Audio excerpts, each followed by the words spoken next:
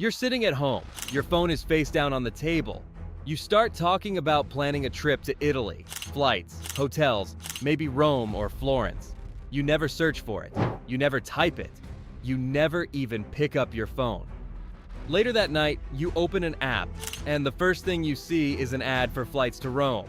That's the moment your stomach drops. Because you're pretty sure you didn't tell the internet. You only said it out loud. So how did it know? Is your phone secretly listening to you? Or is something else happening behind the scenes? If you like deep dives into the hidden tech that shapes your everyday life, consider liking the video and subscribing. It really helps the channel, and there's a lot more coming. Alright, let's start with the big question. Is your phone actually listening? Let's deal with the scary explanation first. Is your phone secretly recording your conversations to sell you ads? Short answer, almost certainly not. For that to happen at scale, companies would need to constantly record millions, even billions of users. That would mean massive storage costs, constant data uploads, and serious battery drain. And most importantly, it would be illegal in many countries without clear consent. There's also something practical to consider. When your microphone is active, your phone tells you. That small indicator light isn't just decoration. So if your phone isn't secretly eavesdropping, why does it feel like it is? That's where the real answer gets more interesting. And honestly, more impressive. Your phone doesn't need to hear you to predict you. Every time you browse a website, pause on a post, search for something like a video or click a product link, data is being collected. Not your private thoughts, but your behavior. Advertising systems don't just look at what you search, they analyze patterns. What people like you tend to buy, what users in your location are browsing, what your friends are interacting with. Over time, these systems build a detailed profile, not just of what you've done, but what you're likely to do next. And that's where things start to feel a little psychic, because sometimes the prediction happens before you even realize you're interested. Here's the part most people underestimate. You might not have searched for flights to Italy today, but maybe last week you watched a travel vlog. Maybe you hovered over a vacation post. Maybe a friend you often message just booked a trip. Algorithms don't look at one single action. They look at patterns. They see that people in your age group, in your city, with similar interests, are suddenly searching for European travel. They notice you've engaged with travel-related content before. They see small signals you barely remember giving. And from those signals, they predict. So when you talk about Italy later that day, it feels like the ad appeared because of the conversation. But in reality, the system may have already been circling that topic around you. It didn't hear you. It anticipated you. There's a psychological effect at play here. It's called the frequency illusion. Once something enters your awareness, you suddenly start noticing it everywhere. A word, a brand, a car model. It feels like it's following you.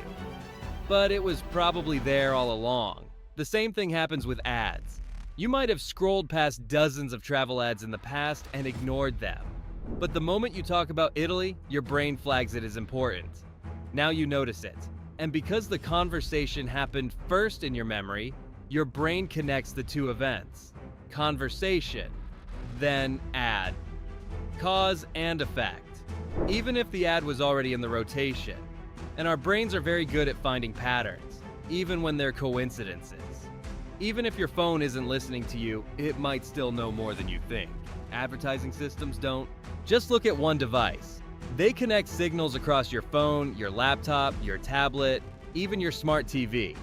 If you search for something on your computer, that data can influence what you see on your phone later. If someone in your household looks up a product on the same Wi-Fi network, that can shape the ads shown to other devices in the house. It's not mind reading, it's data sharing.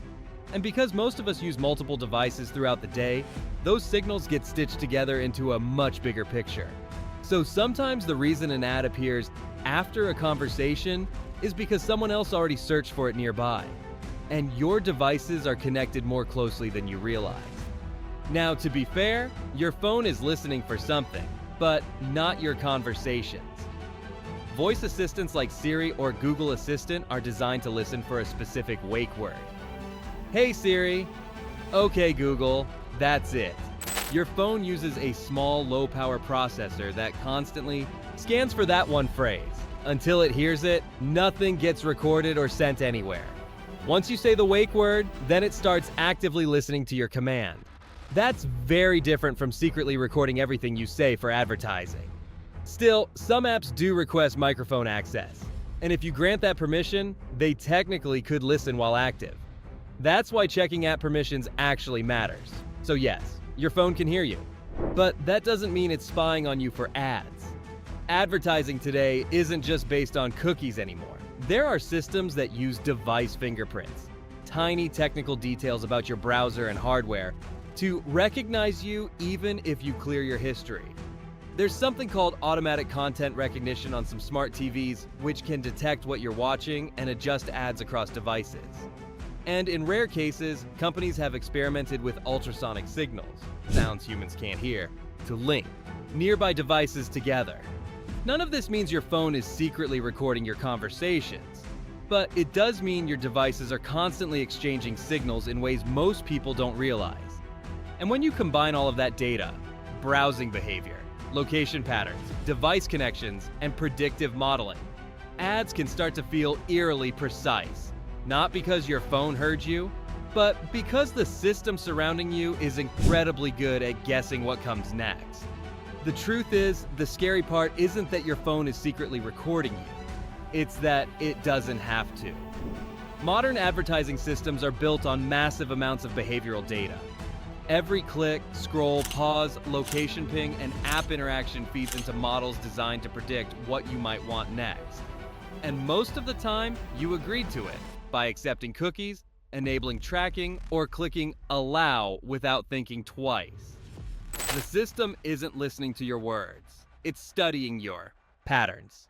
That's where the real privacy debate lives. Not in secret microphones, but in how much behavioral data we give away every single day. And most of us don't fully realize how detailed that picture has become. If all of this makes you uncomfortable, you're not powerless. Start with your phone settings. Both iOS and Android allow you to limit ad personalization and reset your advertising ID. It won't remove ads completely, but it reduces how specifically they're tailored to you. Check your app permissions. If an app doesn't need access to your microphone, camera, or location, turn it off. You can also use privacy-focused browsers, block third-party cookies, or install content blockers. Even small changes, like not staying logged into everything all the time, reduce the data trail you leave behind. You probably won't disappear from the advertising system entirely, but you can absolutely make yourself harder to profile. When it feels like your phone is listening to you, what's really happening is usually much less dramatic and much more technical. Algorithms are incredibly good at prediction. Your devices are deeply connected. Your digital footprint is larger than you think, and your brain is wired to spot patterns, even when they're coincidences. So the next time you see an ad that feels suspiciously timed, ask yourself, did I really just talk about it, or was the system already predicting it? If you found this breakdown interesting, let me know. And I'd love your input. What should we investigate next? Is there a piece of technology that feels suspicious, confusing, or just fascinating? Drop your ideas in the comments. I read them, and there's a good chance your suggestion could become the next video. Thanks for watching. I'll see you in the next one.